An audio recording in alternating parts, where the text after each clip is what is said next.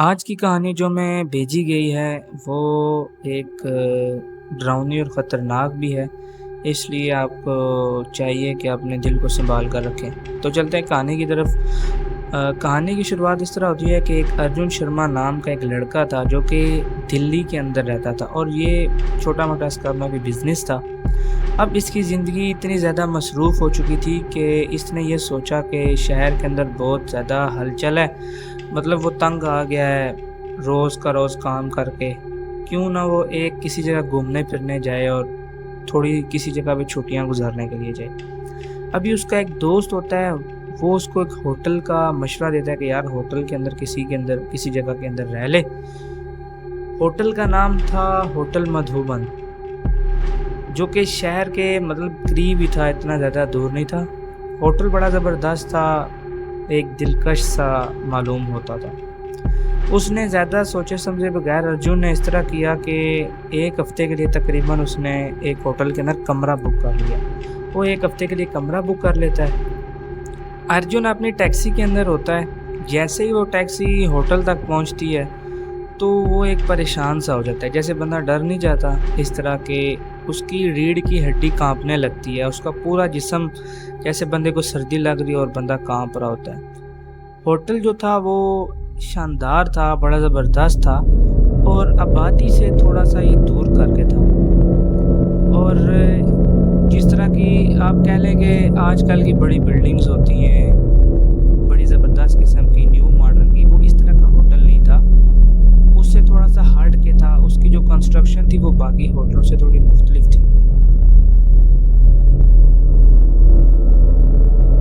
Paint उसका बड़ा ज़बरदस्त हुआ हुआ था और लॉन के अंदर उसके घास वगैरह भी उगी हुई थी, वो मतलब ग्रीनरी थी होटल के अंदर।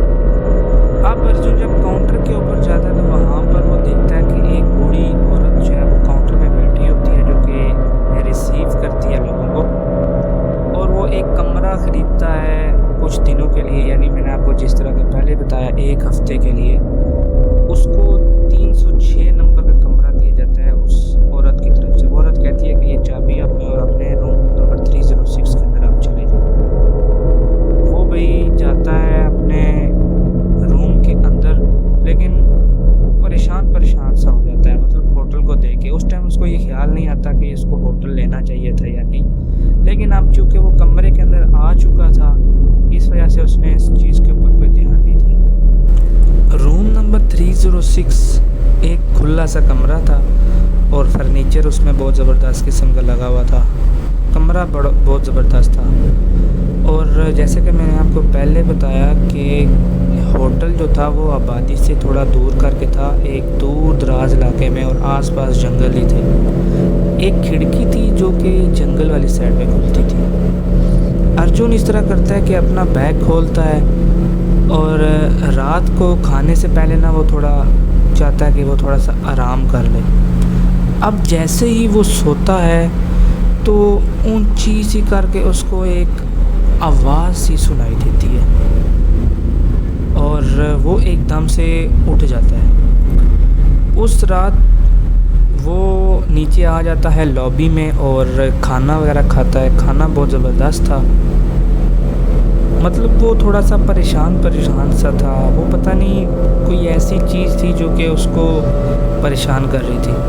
और बताया ये जाता है कि जो अमला था, जो होटल के लोग थे, वो आपस में एक दूसरे को देखने से मतलब गुरेज करते थे और आपस में इशारों में ही बात करते थे। अब खाना खाने के बाद अर्जुन आ जाता है अपने रूम के अंदर।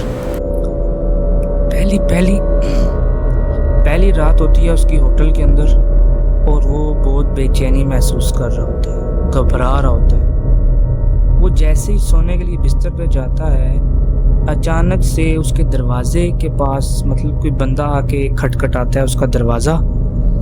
और पहले तो वो ये चाह रहा होता है कि उठे या ना उठे, फिर आखिरकार वो फैसला करता है कि वो उठ ही जाए। और जब वो दरवाज़ा जाके खोलता है तो उधर देखता है, उधर कोई भी नहीं होता वहाँ पे।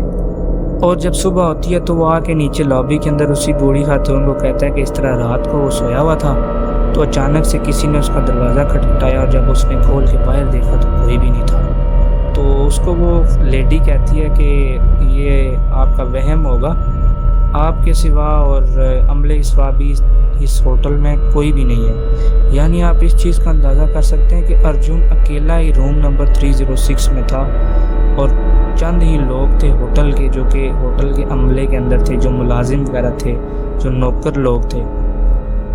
अगला पूरा दिन जो है वो चला जाता है होटल से बाहर और किसी करीब के शहर को वो तलाश करता है, क्योंकि होटल मैंने आपको बताया कि जंगल वाली साइड पे था। वो देखता है लेकिन उसको होटल नहीं मिलता, कोई मतलब शहर कोई नहीं मिलता। तो वो आ जाता है अपने होटल के अंदर और जब होटल के अंदर वो एंटर होता है तो उसको एक बेचैनी और घबराहट सी मालूम होती है। ऐसा लगता है कि जैसे कोई आपस में सरगोशियां करता हुआ उससे बोलता हुआ नजर आ रहा है। अब अर्जुन जो है वो फैसला करता है कि होटल के बारे में किसी तरह जानकारी हासिल की जाए, इसके बारे में जाना जाए कि इसकी क्या तारीख रही है। तो वो नीचे आता है, होटल के अंदर ही एक छोटी सी करके लाइब्रेरी होती है और वो लाइब्रेरी में आता है, मुख्तलिफ किताबें वो खोलता है। तो उसको पता चलता है कि ये होटल नहीं था, पहले एक ये हवेली थी और इस हवेली की जो मालिका थी उसका नाम था राजा हरिशंकर। वो बहुत जालिम थी और वो एक जिम्मेदार भी थी और अपने नौकरों के साथ वो बहुत बुरा सलूक करती थी। मतलब कि लोग अपने जो नौकर थे उनको वो मारा करती थी और उनके साथ बहुत बुरा सलूक करती थी। तो एक दफ़ा इस तरह होता है कि अचानक उसको गायब कर दिया जाता है, वो या गायब हो जाती है वो मालिका जो इस हवेली की मालिका थी। और ये भी पता चलता है कि उसको आखिरी दफ़ा जो जिंदा देखा गया था वो कमरा नंबर 306 में जिंदा देखा गया था। यानी वो मरने से पहले कमरा नंबर 306 में थी, जिस कमरे को रूम नंबर 306 के अंदर बदला गया था। उस रात अर्जुन जो है वो सोया हुआ होता है अपने बिस्तर पे, तो अचानक से उसके पाँव की तरफ आके कोई बंदा पकड़ता है उसके पाँव को और ठंडा सा हाथ उसके पाँव को लगता है। अब अर्जुन जो है वो डर के उठ जाता है, तो वो क्या देखता है कि सामने एक आदमी खड़ा होता है जिसकी आंखें नहीं होती, उसके सुराख होते हैं। अर्जुन बहुत ज़्यादा डर जाता है इस चीज़ से और वो चुड़ैल जो भी होती है राजा हरि सिंह, वो नारे भी लगा रहा होता है, जो कि अर्जुन इस होटल में जब से आया था तो उसको नारे भी सुनाई दिए थे। अब इस तरह होता है कि वो एकदम राजा हरि सिंह का भूत जो है, एक डरावनी सी शक्ल उसकी होती है और वो अर्जुन के पास आके उसकी गर्दन को जोर से पकड़ लेता है और अर्जुन हिलने जुलने की कोशिश करता है, चीखता है, चिल्लाता है जोर जोर से और मदद के लिए पुकारता है, लेकिन कोई भी नहीं आता। और फिर अचानक से वो भूत उसको छोड़कर चला जाता है, गायब हो जाता है नजरों से।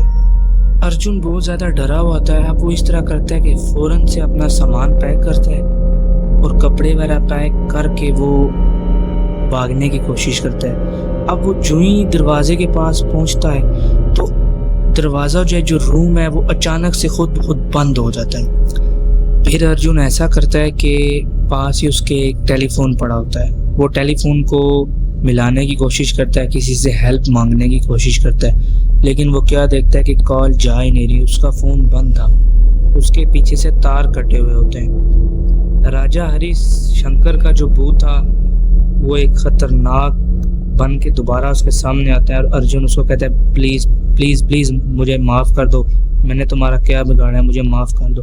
वो उसे माफ़ी वगैरह मांगने की कोशिश करता है लेकिन वो भूत उसको माफ़ नहीं करता। अब अर्जुन जो है वो बिल्कुल ही बेहाल हो जाता है, वो मायूस हो जाता है कि वो भी क्या करे।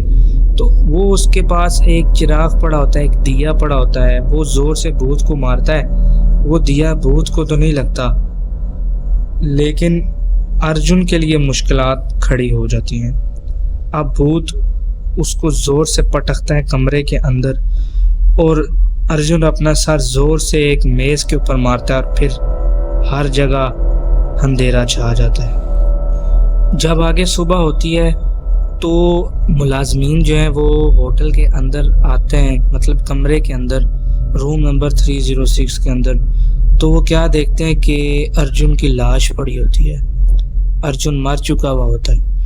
और फिर लोग आते हैं पुलिस के, उनको ये बताया जाता है कि अर्जुन जो है उसकी चोट, सर की चोट लगने से वो मर गया है, यानी वो गिरा है, उसका सर ज़मीन पर लगा है, वो इस वजह से उसकी मौत हो गई है। अब जो लोग थे जो अमला था होटल का, उनको तो पता था कि रूम नंबर 306 के अंदर क्या चीज़ है। उनको राजा शंकर की जो भूत था उसके बारे में पता था। वो उसके बारे में बातें करने लगते हैं और लानत भेजते हैं उस भूत के ऊपर, और वो भी सब डर जाते हैं इसके वाक़या होने के बाद। जब ये वाक़या पेश आता है, यानी अर्जुन की लाश के बारे में, अर्जुन मर चुका होता है, उसके बाद होटल को बंद कर दिया जाता है। होटल को हमेशा हमेशा के लिए बंद कर दिया जाता है और उसके बाद उस होटल में कोई भी नहीं आता। वो होटल पहले की तरह एक इमारत बन के रह जाता है, चूँकि वो जंगल से दूर होता है, इस वजह से उसको पक्का पक्का बंद कर दिया जाता है। तो दोस्तों, कैसी लगी कहानी आज की आपको? अगर आप भी इसी तरह की कहानियाँ और सुनना चाहते हैं, या फिर आपके पास कोई अपनी एक्सपीरियंस है, आपके साथ कोई इस तरह का मामला पेश आया है, तो आपको जो स्क्रीन पे नंबर शो हो रहा है, आप इस व्हाट्सएप नंबर पे अपना पूरा एक्सपीरियंस शेयर कर सकते हैं। किसी ने आपको कोई स्टोरी सुनाई हो, या फिर आपके साथ कुछ ऐसा डरावना बीता हो, तो आप इस व्हाट्सएप नंबर पे पूरी तरह सुना सकते हैं, बिल्कुल इसी तरह जिस तरह मैंने ये स्टोरी सुनाई। आपकी भी वीडियो की शक्ल में बना के आपकी स्टोरी लोगों को सुनाई जाएगी। मुझे इजाज़त दीजिए, मिलता हूँ मैं अगली एक वीडियो में, तब तक के लिए अल्लाह हाफिज़।